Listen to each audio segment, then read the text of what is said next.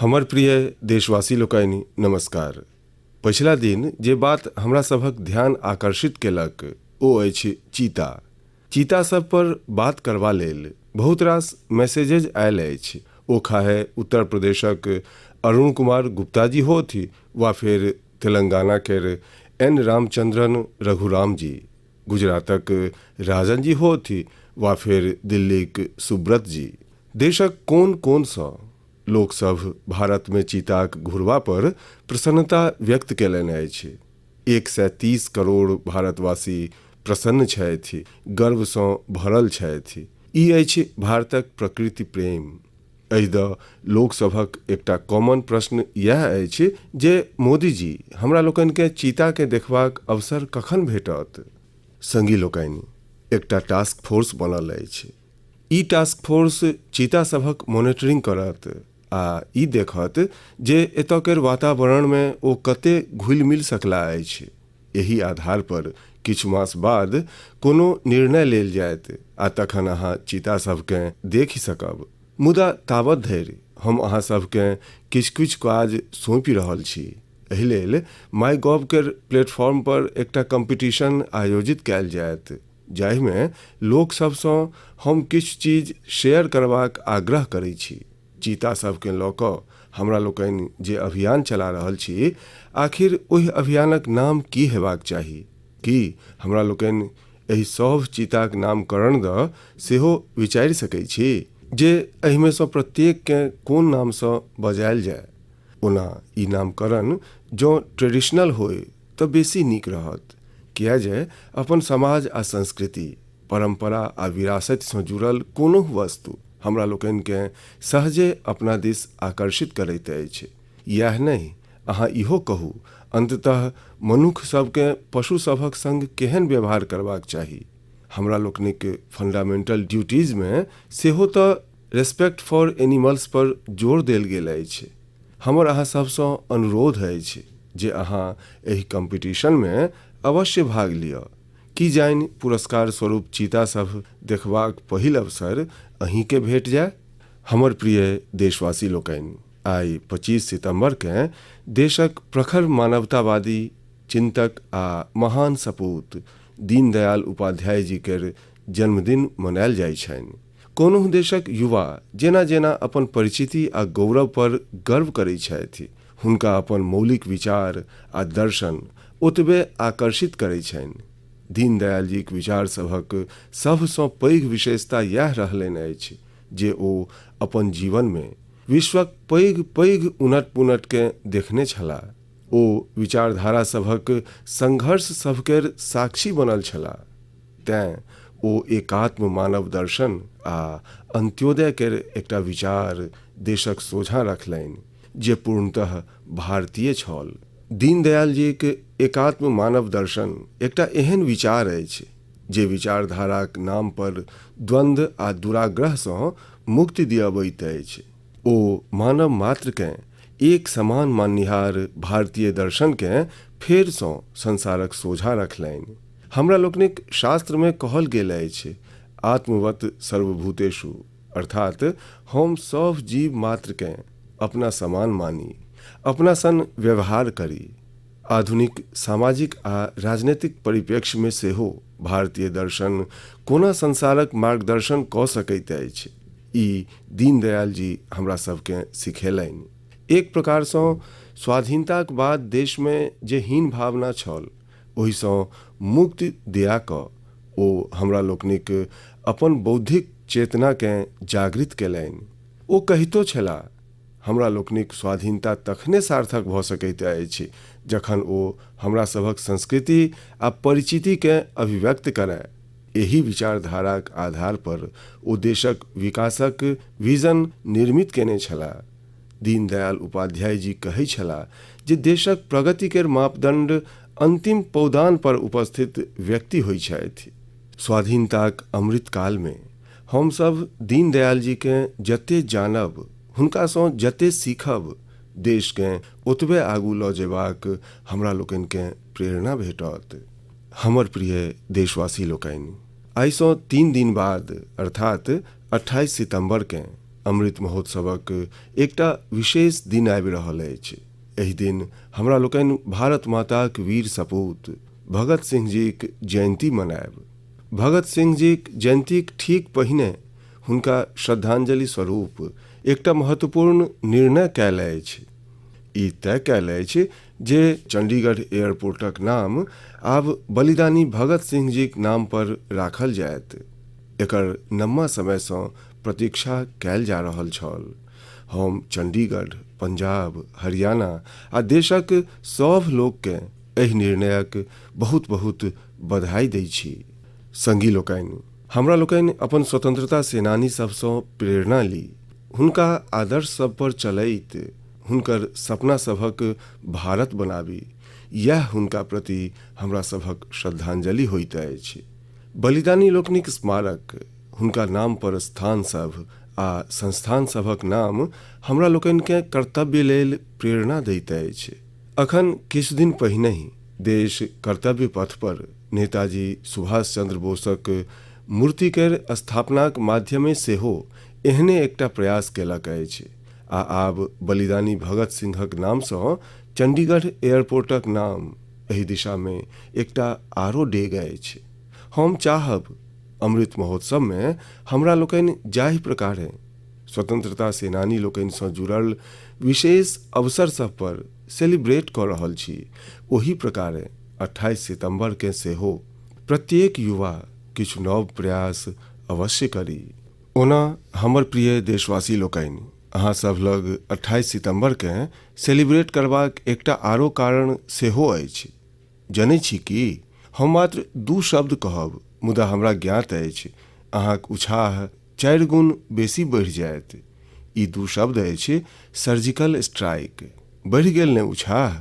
हमरा लोकनिक देशमे अमृत महोत्सवक जे अभियान चलि रहल अछि ओकरा हमसभ पूर्ण मनोयोगसँ सेलिब्रेट करी, अपन प्रसन्नताकेँ सभक संग साझी करी।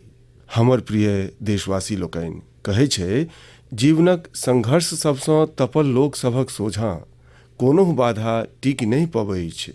अपन दैनिक जीवनमे हमसभ किछु एहन संगी लोकनिकेँ सेहो देखै छी जे कोनो ने कोनो शारीरिक चुनौतीसँ मुकाबिला कऽ रहला अछि।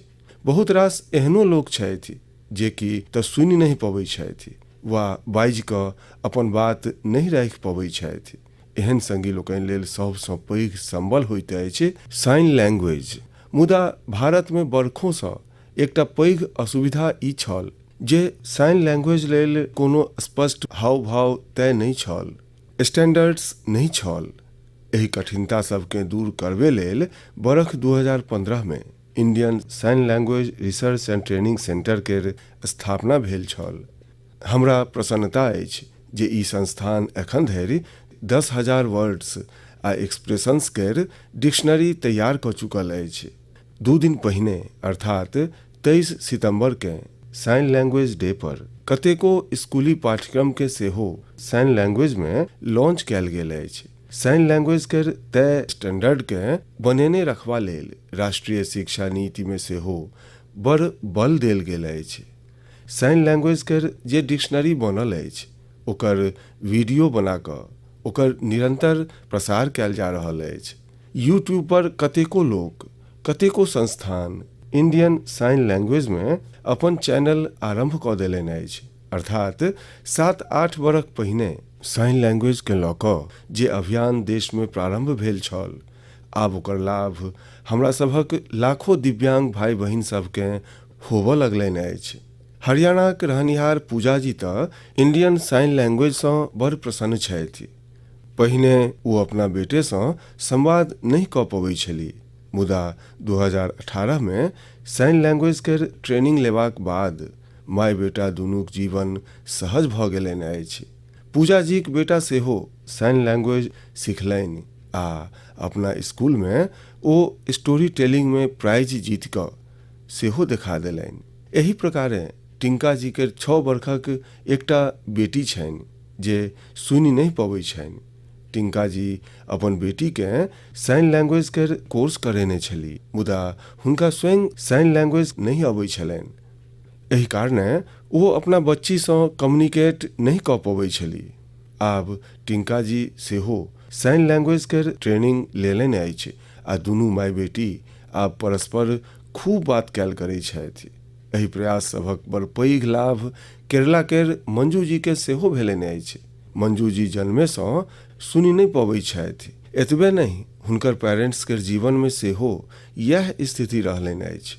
एहना में साइन लैंग्वेजे संपूर्ण परिवार लेल संवादक माध्यम बनल अछि। आब तऽ मंजू जी अपने साइन लैंग्वेज के टीचर बनबाक सेहो निर्णय लऽ लेलनि अछि।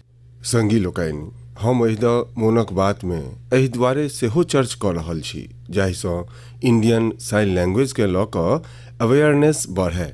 एहिसँ हमरा लोकनि अपन दिव्यांग संगी लोकनिक बेसी सँ बेसी सहयोग कऽ सकब।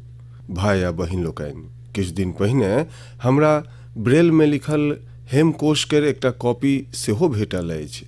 हेमकोश असमी भाषाक सबसँ पुरान डिक्शनरीज में सँ एक अछि।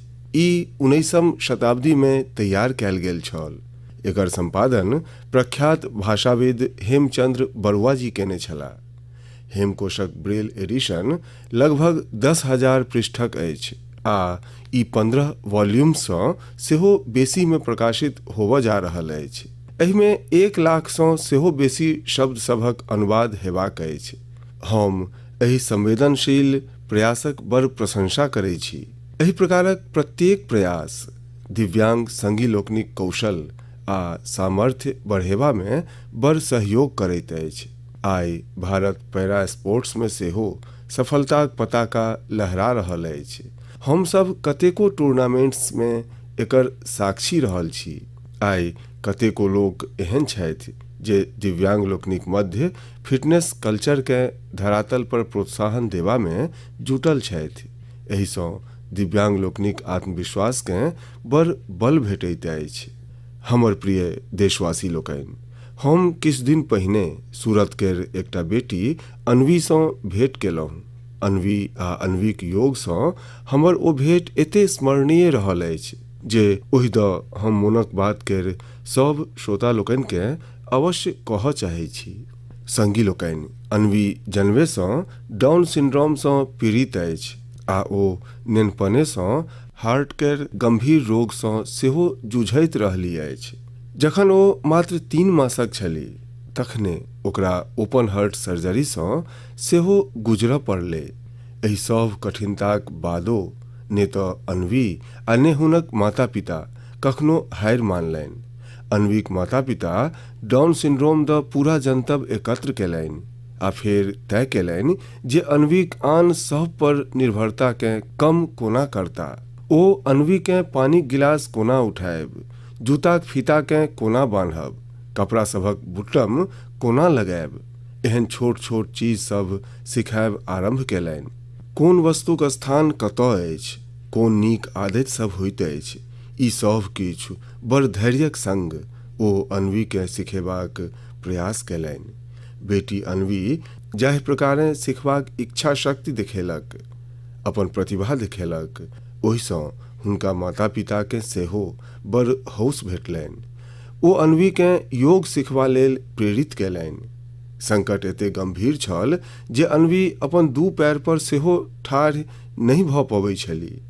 एहन परिस्थिति में हुनकर माता पिताजी अन्वी के योग सिखबा लेल प्रेरित केलनि। पहिल बेर जखन ओ योग सिखेनिहार कोच लग गेली तऽ ओहो बड़ दुविधा में छली जे की ई निश्चल बच्ची योग कऽ सकत। मुदा कोच के सेहो प्रायः एकर अनुमान नहीं छलनि जे अन्वी कोन माटिक बनल अछि। ओ अपना मायक संग योग अभ्यास करऽ लगली आ आब तऽ ओ योग में एक्सपर्ट भऽ चुकल छथि। अन्वी आइ देश भरिक कॉम्पिटिशन्स में भाग लैत अछि आ मेडल जीतैत अछि। योग अन्वी के नव जीवन दऽ देलक। अन्वी योग के आत्मसात कऽ जीवन के आत्मसात केलक। अन्वीक माता पिता हमरा कहलनि जे योग सँ अन्वीक जीवन में अद्भुत परिवर्तन देखबा लेल भेटल अछि। आब ओकर सेल्फ कॉन्फिडेंस कमाल केर भऽ गेल छैक। योग सँ अन्वीक फिजिकल हेल्थ में सेहो सुधार भेलै अछि आ दवाई सभक आवश्यकतो कम होइत चलि जा रहल छै।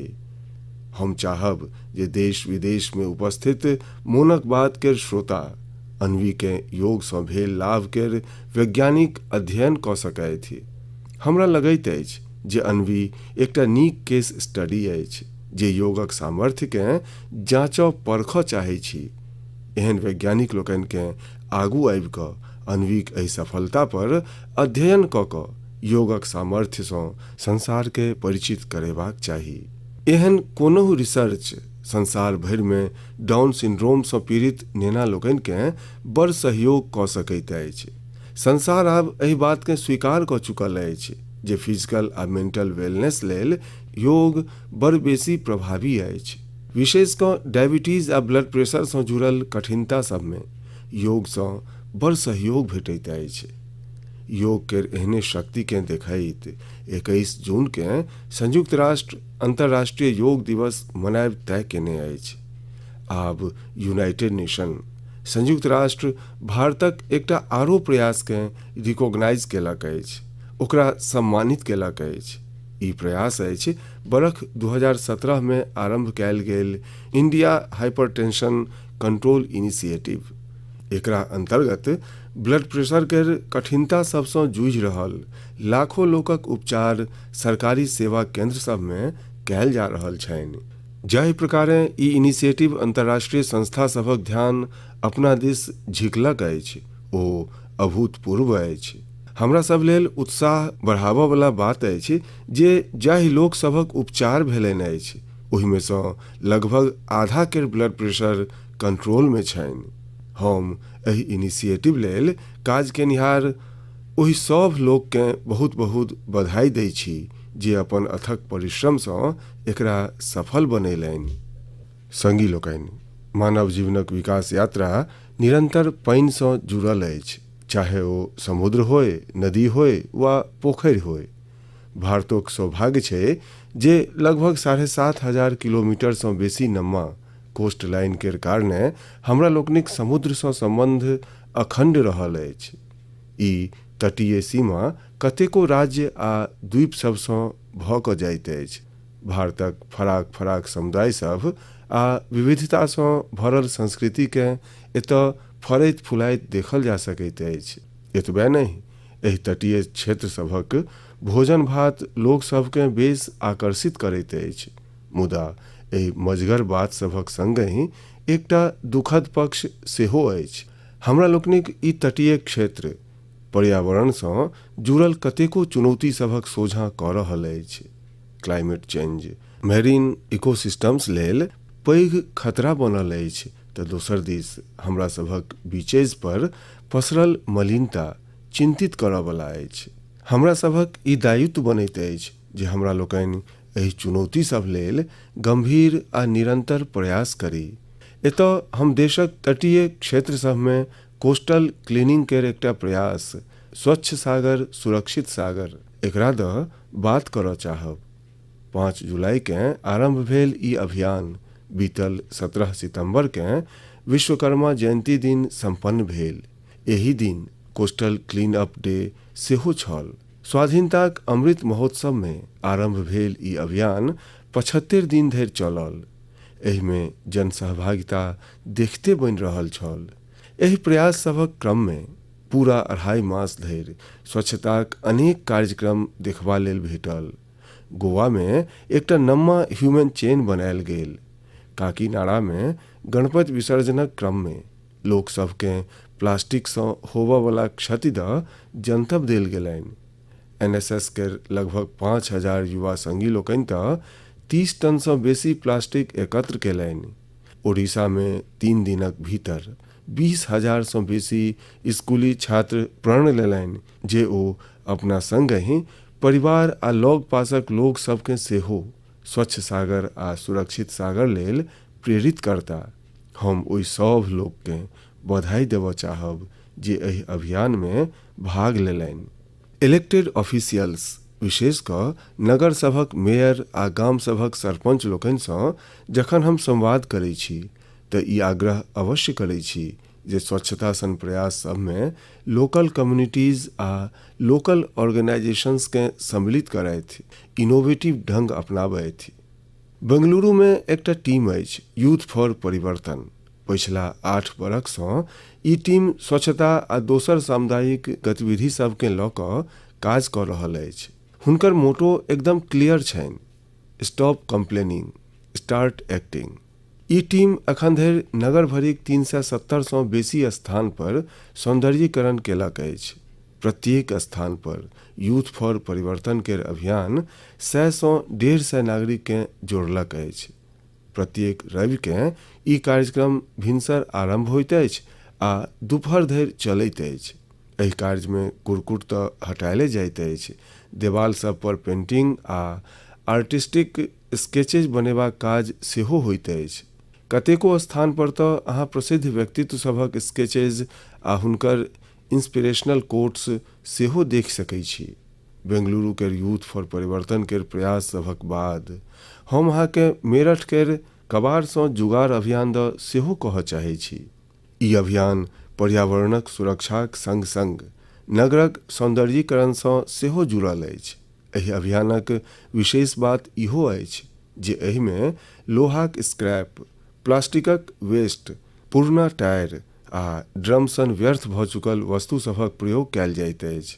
कम खर्चा में सार्वजनिक स्थल सभक सौंदर्यीकरण कोना होय, ई अभियान एकरो एकटा दृष्टांत अछि।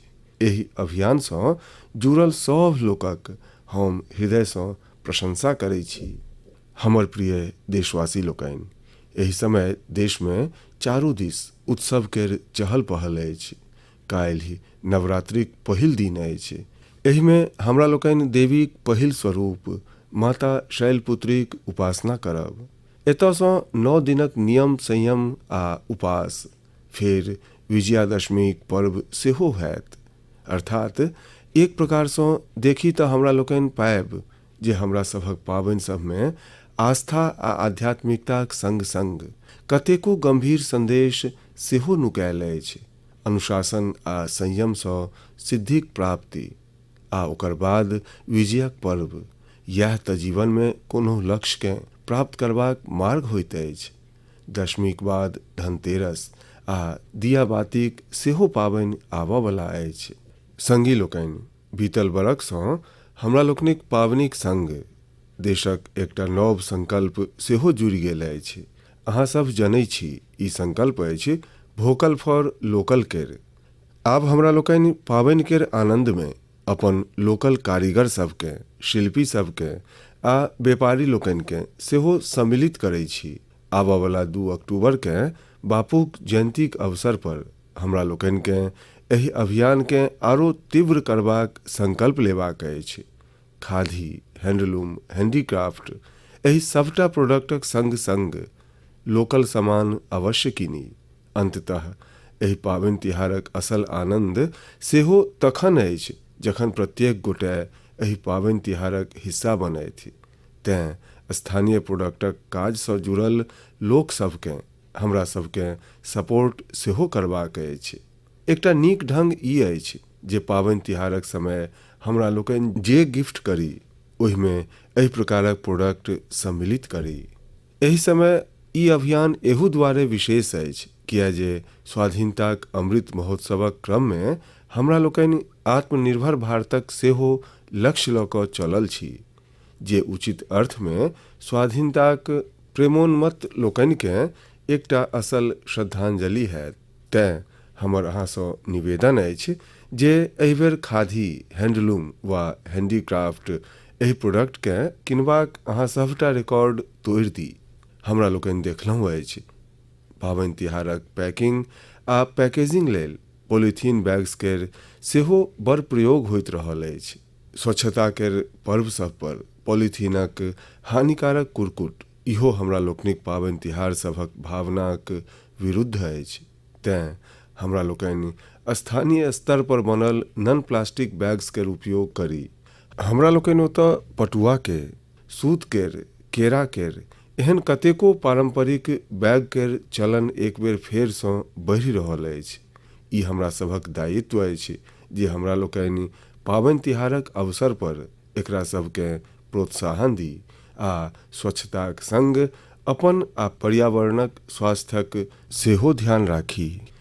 हमर प्रिय देशवासी लोकनि, हमरा लोकनिक शास्त्र सबमे कहल गेल अछि, परहित सरिस धर्म नहीं भाई, अर्थात दोसराक हित करबाक समान, दोसराक सेवा करब, उपकार करबाक समान कोनो आरो धर्म नहीं अछि। पछिला दिन देश में समाज सेवाक एही भावनाक एकटा आरो झलकी देखबा लेल भेटल। अहूँ देखने हैब जे लोक आगू आबि कऽ कोनो ने कोनो टीबी सँ पीड़ित रोगी के ग्रहण कऽ रहल छथि, हुनक पौष्टिक आहारक दायित्व लऽ रहल छथि। असल में ई टीबी मुक्त भारत अभियानक एकटा हिस्सा अछि, जकर आधार जन सहभागिता अछि, कर्तव्य भावना अछि। उचित पोषणे सँ, उचित समय पर भेटल दवाई सबसँ टीबी केर उपचार संभव अछि। हमरा विश्वास अछि जे जन सहभागिताक एही शक्ति सँ बरख 2025 धरि भारत अवश्य टीबी सँ मुक्त भऽ जायत। संगी लोकनि, केंद्र शासित प्रदेश दादरा नगर हवेली आ दमन दीव सँ सेहो हमरा एकटा एहन उदाहरण जनबा लेल भेटल अछि जे मोन के छू भी लैत अछि। एतय केर आदिवासी क्षेत्र में रहनिहार जीनू रावतिया जी लिखलनि अछि जे ओतय चलि रहल ग्राम दत्तक कार्यक्रमक अंतर्गत मेडिकल कॉलेजक स्टूडेंट्स 50 गाम के ग्रहण केलनि अछि। एहिमे जीनूजी केर गाम सेहो सम्मिलित छनि। मेडिकल केर ई छात्र रोग सँ बचबा लेल गामक लोक सबके जागरूक करैत छथि, बेरामी में सहयोगो करैत छथि आ सरकारी योजना सब दऽ सेहो जनतब दैत छथि। परोपकारक ई भावना गाम सब में रहनिहार केर जीवन में नव आनंद लऽ कऽ आयल अछि। हम एहि लेल मेडिकल कॉलेज केर सब विद्यार्थी लोकनिक अभिनंदन करैत छी। संगी लोकनि, मोनक बात में नव नव विषय सभक चर्च होइत रहैत अछि। कतेक बेर एहि कार्यक्रमक मध्य में हमरा लोकनि के किछु पुरान विषय सभक गंभीरी में सेहो उतरबाक अवसर भेटैत अछि। पिछला मास मोनक बात में हम मोट अन्न आ बरख 2023 के इंटरनेशनल मिलेट ईयर के रूप में मनेबा सँ जुड़ल चर्च केने छलहुँ। एहि विषय के लऽ कऽ लोक सब में बड़ उत्सुकता छनि। हमरा एहन ढेरी पत्र भेटल अछि जाहि में लोक सब जनतब दऽ रहल छथि ओ कोना मिलेट्स के अपन दैनिक भोजनक हिस्सा बनेने छथि। किछु लोक सब मिलेट सँ बनयवला पारंपरिक व्यंजन सब दऽ सेहो कहलनि अछि। ई एकटा पैघ परिवर्तनक संकेत अछि। लोक सभक ई उत्साह देखि कऽ हमरा लगैत अछि जे हमरा लोकनि के मिलि कऽ एकटा ई बुक तैयार करबाक चाही, जाहि सँ लोक मिलेट सँ बनयवला डिशेज आ अपन अनुभव सबके साझी कऽ सकी।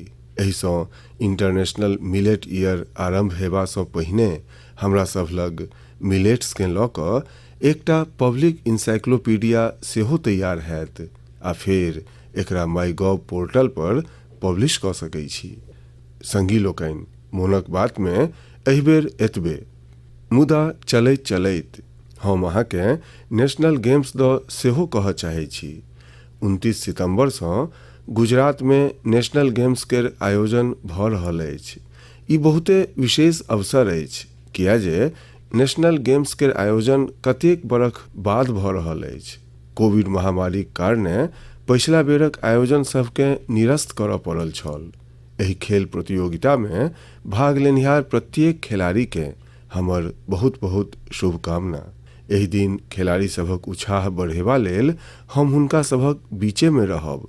अहाँ सब सेहो नेशनल गेम्स के अवश्य फॉलो करी आ अपन खिलाड़ी लोकनिक हौस बढ़ाबी। आब हम आइ लेल विदा लै छी। अगिला मास मोनक बात में नव विषय सभक संग अहाँ सँ फेर भेट हैत। धन्यवाद। नमस्कार।